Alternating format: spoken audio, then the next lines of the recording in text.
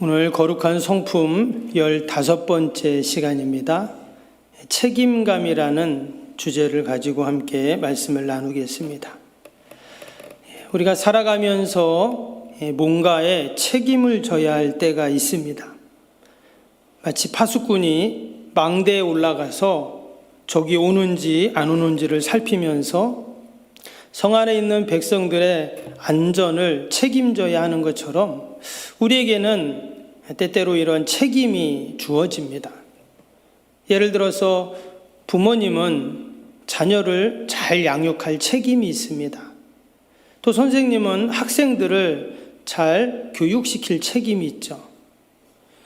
사장님은 회사를 잘 책임을 져야 하고 또 군인들은 국방을 책임져야 합니다. 그래서 이 책임감이라는 것은 오직 인간에게만 주어진 사명이죠. 여러분, 동물에게 책임감이 있을까요? 본능은 있겠지만 책임감이라는 사명은 동물에게는 없습니다. 오직 하나님의 형상을 닮은 우리 인간에게만 하나님이 주신 것이죠. 그래서 이 세상은 책임감 있는 사람들, 또 그 책임을 잘 이행한 사람들에 의해서 이처럼 사회가 발달을 하고 또 유지가 되었습니다. 그런데 인간이 죄로 말미암아 타락하고 죄를 지으면서 하나님이 우리에게 주신 이 책임감이라는 사명이 점점 사라지기 시작했습니다. 또 책임감에 대한 잘못된 이해를 하게 되었어요. 그러나 예수님이 이 땅에 오셔서 그 책임감을 다시금 일깨워 주십니다. 그래서 우리는 예수님을 믿으면 온전한 책임감을 다시금 갖게 되는 줄로 믿습니다. 군군, 신신, 부부, 자자라는 말이 있습니다. 이것은 공자가 논어의 안연편에 한 말인데요. 어떤 뜻이냐면 군주는 군주답게 행동하고 신하는 신하스럽게 따르고 아비는 아버지답게 잘 훈육하고 자식은 자식답게 효를 다해야 된다 하는 그러한 뜻입니다. 말 그대로 자기에게 맡겨진 일에 충실하고 책임감을 다하라 이런 말이죠. 책임감 없는 세상을 향하여 던진 성인의 아주 귀한 교훈입니다. 너무 좋은 말이죠. 우리가 잘 아는 남아일원 중천금이라는 말이 있습니다. 무슨 뜻입니까? 남자의 말은 뭐보다 더 무겁다고요? 100개의 금보다 더 무겁다. 무슨 말입니까? 그만큼 책임감을 강조한 말이죠. 여러분, 서양에도 보면 이 책임감과 관련된 좋은 말들이 많이 나옵니다. 세상에서 가장 부자였다고 하는 록펠러라는 사람은요, 책임감에 대해서 뭐라고 말했냐면 모든 권리에는 책임이, 모든 기회에는 의무가, 모든 소유에는 그에 상응하는 임무가 따른다. 이런 유명한 말을 했어요. 실제로 이 록펠러는 자신이 말한 대로 책임을 다합니다. 그래서 당시 미국의 석유회사 95%의 지분을 그가 갖고 있었는데 나중에 록펠러 재단을 만들어서 수많은 학교를 세우고 병원을 세우고 또 교회를 세우고 지금까지도 소외된 사람들을 돕는 그런 일들을 하고 있죠.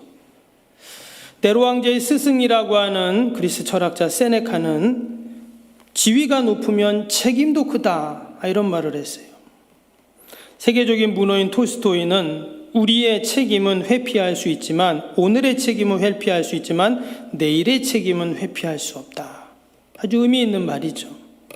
데일 카네기라는 사람은 책임지고 일을 하는 사람은 회사나 공장이나 어느 사회에서도 두각을 나타낸다. 책임있게 일을 하도록 하자. 일에 대소를 불문하고 책임을 다하면 꼭 성공한다. 마더 테레사 수녀는 신은 우리가 성공하기를 요구하지 않고 우리가 노력하고 책임을 다할 것을 요구한다.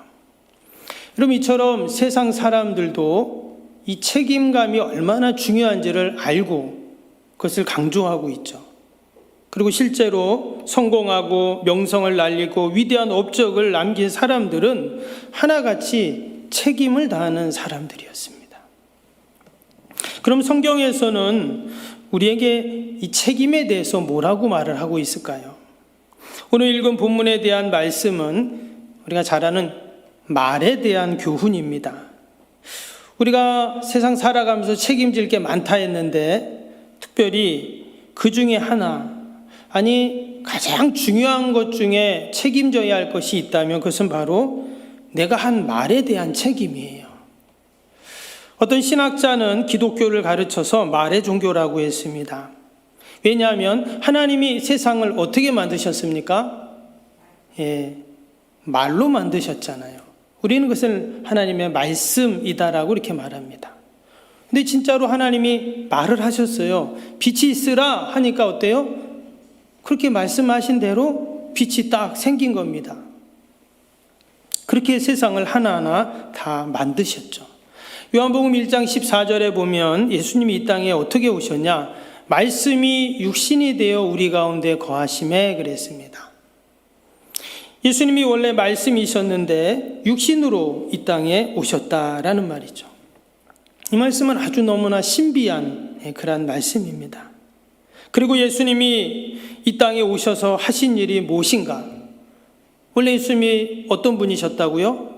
말씀이라 했잖아요. 말씀이 육신이 되어 오셨으니까.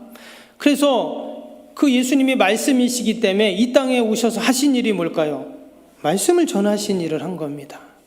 그리고 말씀하신 대로 그 말씀의 삶을 사심으로 구원의 길을 열어주셨어요. 그리고 이제는 성령님께서 주의 종들을 감동케 하셔서 말씀을 전하게 하십니다. 또한 그 말씀을 전해서 교회가 세워지고 그리고 하나님 나라가 확장되고, 이처럼 기독교에서는 말을 빼면, 말씀을 빼면 아무것도 없습니다. 앞에서 말씀드린 것처럼 하나님은 말을 인간에게만 주셨습니다. 여러분, 짐승들은 말을 못합니다. 나름대로 소리를 내고 자신들의 그 신호를 보내긴 하지만 그것은 본능이잖아요. 그것을 말이라고 말하는 사람은 없습니다. 하나님께서 세상을 만드시고 인간을 만드신 다음에 인간에게 너희가 생육하고 번성하여 땅에 충만하고 정복해라, 이런 명령을 하셨어요. 그런데 어떻게 그 말씀을 이행할 수 있었는가? 도구를 주셨는데 그 도구가 뭐냐? 그게 바로 말씀이다. 말이라는 것입니다. 그래서 이 말이 시간이 지나면서 뭐가 됩니까? 언어가 됩니다. 그것이 문자로, 글로 기록한 게 책이고 그것을 기호로 기록한 것이 수학입니다. 여러분, 수학은 두 가지가 있어요. 수식이 있고 도형이 있습니다. 여러분, 그 수식이 발달하면 과학이 됩니다. 그리고 과학을 실험한 것이 예술이죠. 여러분, 도형이 발달하면 사회가 되고 그것을 체험하는 것이 체육입니다. 이것은 제가 드리는 말씀이야. 제가 하는 말이 아니라 교육학자들이 하는 말이에요. 그래서 가장 먼저 뭐가 있었다고요? 하나님이 인간에게 말을 주셨다는 거예요.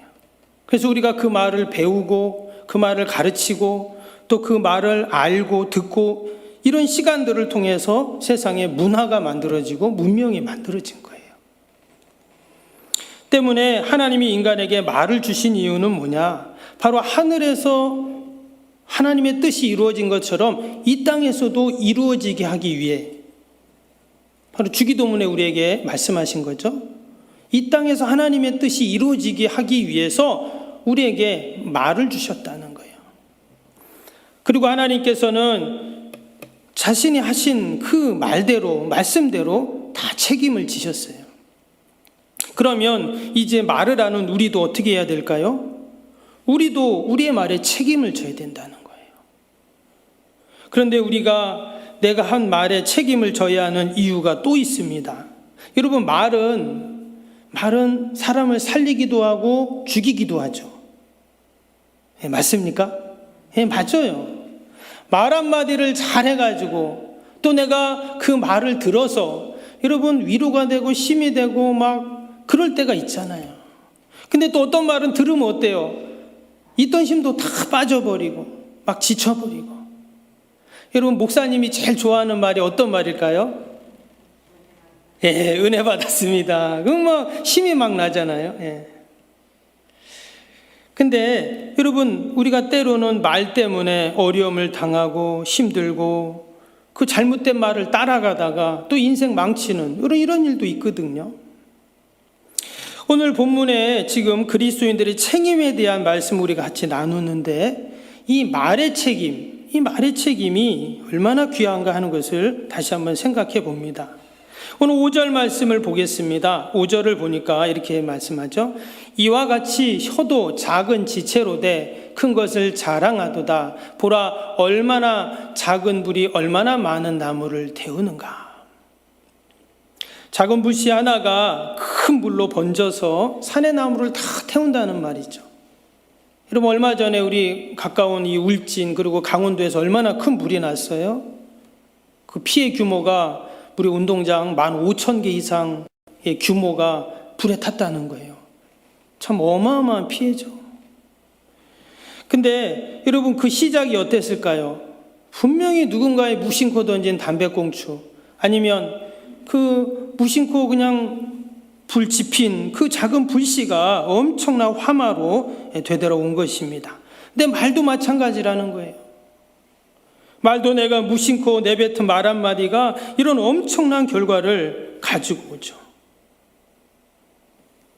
한 사람의 인생을 망치는 것뿐만 아니라 공동체를 큰 갈등의 파고로 그렇게 일으킨다는 거예요. 6절에는 또 이런 말도 합니다. 6절 끝에 보니까 그 사르는 것이 지옥불에서 난다 이랬어요.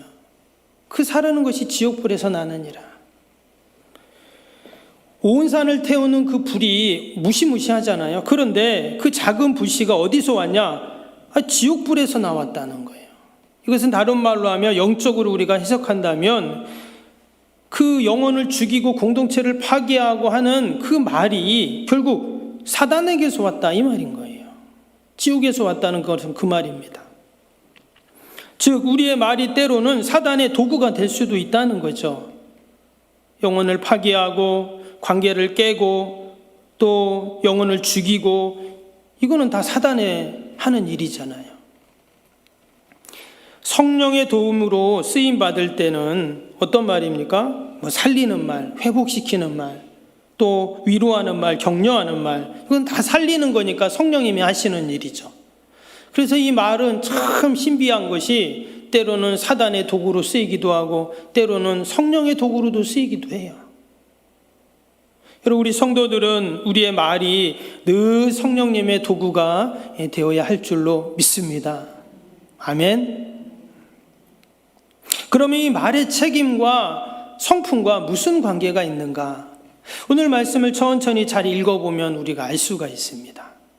먼저 위에 2절을 다시 한번 볼까요? 2절을 보시면 우리가 다 실수가 많으니 만일 말에 실수가 없는 자라면 곧 온전한 사람이라 능히 온 몸도 굴레 씌우리라.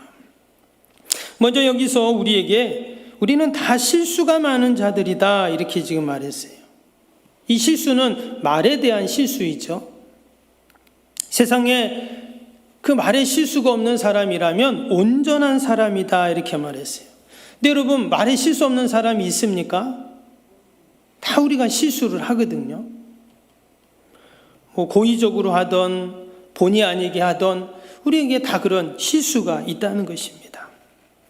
때문에 우리가 상대방의 말의 실수를 인정하고 용서해 주자는 말이죠. 왜냐? 나도 실수할 수 있으니까. 또 내가 실수하지 않기 위해서 또 어떻게 해야 될까요? 조심해야 되겠죠. 조심한다는 말은 내가 말하기 전에 먼저 생각하는 것입니다. 활의 시위를 당기기 전에 여러분 그 시위를 누면 어떻게 돼요? 그 화살은 이제 날아가서 이제 더 이상 나한테 돌아오지 않죠. 때문에 그 관역을 제대로 조준되어 있는지 정확히 마칠 것이라는 확신이 없으면 그 시위를 놓을 수가 없잖아요. 마찬가지로 우리의 말도 마찬가지죠. 내 입에서 말이 떠났다. 그럼 이제 끝나는 거죠. 그래서 말하기 전에 어떻게 한다고요? 생각해야죠. 조심하라는 것입니다. 이 말에 내 뜻이 잘 정확히 담겨 있는지, 내 바라는 결과가 과연 이루어질 건지, 이 말이 다른 사람을 힘들게 하고 마음을 불편하게 하진 않는지 생각하라는 것입니다.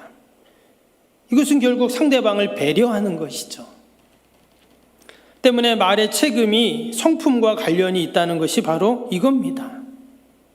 결국 내가 다른 사람을 배려하는, 내가 실수하지 않으려고, 이것은 소극적인 것이지만 그런데 결국 그것이 다른 사람을 배려하는 일이 되잖아요. 이것이 바로 말의 책임을 지는 것이고, 이것이 하나님이 우리에게 원하시는 거룩한 성품의 여러분 모습인 줄로 믿습니다. 내가 조심하는 것, 이것은 아주 작고 사소한 배려일 수 있어요. 그러나 그것이 사람을 살리기도 하고 죽이기도 한다면 여러분 이것이 바로 하나님이 가장 기뻐하시는 거룩한 성품의 모습인 줄로 믿습니다. 여러분 우리가 조심하는 동안, 생각하는 동안 뭐를 하면 될까요? 저는 기도를 합니다. 기도를 하는 거죠, 그 시간에. 하나님이 주시는 그 지혜로 우리가 말을 한다면 실수하지 않을 겁니다. 하나님께 묻고 하나님이 지혜를 주셔서 우리가 말을 할 때, 여러분 우리가 말을 안 할 수는 없어요. 꼭 필요한 말이 있고 해야 될 말이 분명히 있습니다. 도리어 말을 안 해가지고 오해가 되고 문제가 생길 때도 있습니다. 근데 또 너무 말을 많이 해도 또 골치 아플 때가 많잖아요. 그래서 우리가 늘 이 말에 책임을 져야 된다라는 이 말씀을 생각하면서 우리가 성령의 도구로 우리의 말이 사용된다면 그것이 바로 하나님이 기뻐하시는 거룩한 성품인 줄로 믿습니다. 두 번째로 말의 책임이라는 것은 우리의 말을 잘 길들여야 한다는 것입니다. 3절을 볼까요? 3절에 우리가 말들의 입에 재갈 물리는 것은 우리에게 순종하게 하려고 그 온몸을 제어하는 것이라. 7절 8절입니다. 여러 종류의 짐승과 새와 벌레와 바다의 생물은 다 사람이 길들일 수 있고 길들여 왔거니와 혀는 능히 길들일 사람이 없나니 쉬지 아니하는 악이요 죽이는 독이 가득한 것이라. 다시 한번 이어서 이 말이 얼마나 그 길들이고 또 말을 훈련하는 것이 힘든가 하는 것을 이야기합니다. 여러분 마부가 말에다 재갈을 이렇게 입에다 딱 재갈을 물리잖아요. 그래서 마부가 원하는 쪽으로 이렇게 우리는 말이 좀 볼 수가 없으니까 옛날에 소를 그렇게 했어요. 그렇죠? 왜? 그 짐승이 내가 원하는 대로 가게 하기 위해서 재갈을 물렸습니다. 근데 여러분 사람의 입에 재갈을 물리면 어떨까요? 예, 당장 경찰이 쫓아올 겁니다. 예. 사람에게는 표현의 자유가 있잖아요. 말 못하게 그냥 가둬버리고 그러면 안 되잖아요. 근데 왜 재갈을 물리라고 했는가? 해서 좋지 않는 말, 또 하지 말아야 할 말들을 구분하고 걸르라는 거죠. 그래서 말을 걸른다는 것은 결국 말을 잘 다스린다는 것과 같은 말입니다. 그 7절 8절 말씀이 그 말이죠. 짐승들이 있는데 옛날에 뭐 동물원에 고개단 이렇게 보면 막 짐승 길들이잖아요. 고개사들이 어떻게 합니까? 막 곰이나 이런 맹수들을 얼마나 잘 길들여가지고 고개를 부리고 재주를 피우는 것들을 우리가 보게 됩니다. 그런데 희한하게 이 혀는 그렇게 작은데도 능히 길들이기 힘들다. 지금 이런 말을 하고 있어요. 근데 여러분 우리가 훈련을 통해서 힘들지만 훈련을 통해서 우리의 말을 충분히 바꿀 수 있다는 거예요. 여기 지금 그 달리는 말의 입에 재갈 물리는 얘기도 했지만 4절에 보면 큰 배의 키를 조종하면 선장이 원하는 방향으로 배를 움직일 수가 있겠죠. 이 말은 무슨 말입니까? 그 키를 잘 잡고 있으면 원하는 곳으로 그 키를 움직이면 배가 그쪽으로 간다는 거예요. 마치 우리의 혀가 작지만 잘 관리하고 다스리고 조정하면 후회하지 않는 하나님이 기뻐하시는 말을 할 수 있다. 이런 말이죠. 근데 우리가 아무리 조심하려고 해도 분명히 실수하는 것이 우리의 말입니다. 그래서 우리가 단순히 이 말을 조심한다고 문제가 해결되고 또 타고난 말을 그렇게 하는 사람이 없어요. 그래서 어떻게 해야 되냐? 우리가 말에 책임을 진다는 것은 무슨 말이냐면 부단한 노력을 통해서 우리가 좋은 말을 하려고 해야 한다는 거예요. 여러분, 거룩한 성품 우리가 계속 말씀을 보았지만 타고난 재능 하늘에서 떨어지는 것이 아니라고 했어요. 계속 우리가 끊임없이 말씀으로 훈련받고 성령님 의지하고 믿음으로 행할 때 그 거룩한 성품이 내 안에 만들어진다고 했잖아요. 어떤 분들은 나는 원래 성격이 그래, 나는 원래 내 모습이 이래. 그렇지 않습니다. 그 성격이나 기질은 분명히 안 바뀌지만 여러분, 우리의 거룩한 이 성품은 분명히 하나님께서 훈련시키셔서 연단시키셔서 우리의 입술이 거룩한 입술로 거룩한 말로 분명히 변화되어질 줄로 믿습니다. 오늘 마지막 10절에 보니까 이런 말씀이 나옵니다. 한 입에서 찬송과 저주가 나오는도다. 내 형제들아, 이것이 마땅하지 아니하니라. 하나님께서는 우리의 입에서 어쩔 때는 찬송이 나오고 어쩔 때는 저주가 나오는 것을 원치 않는다, 이렇게 말씀하세요. 우리의 입술에 나오는 말들은 사실 내 안에 무엇이 담겨 있는가가 사실 나오는 거잖아요. 그럼 우리 안에 무엇을 담아야 할까요? 우리가 말씀을 담고 성령님을 담고 거룩한 은혜를 담고 하늘의 지혜를 담고 주님의 사랑을 가득가득 우리 안에 담으면 여러분, 우리의 입술을 통해서 분명히 거룩한 말이 나오고 거룩한 언어가 나올 줄로 믿습니다. 우리가 늘 말에 책임을 져야 된다 하는 그런 마음을 갖고 우리가 이 거룩한 언어, 거룩한 말을 아는 저와 여러분이 되시기를 주님의 이름으로 축복합니다.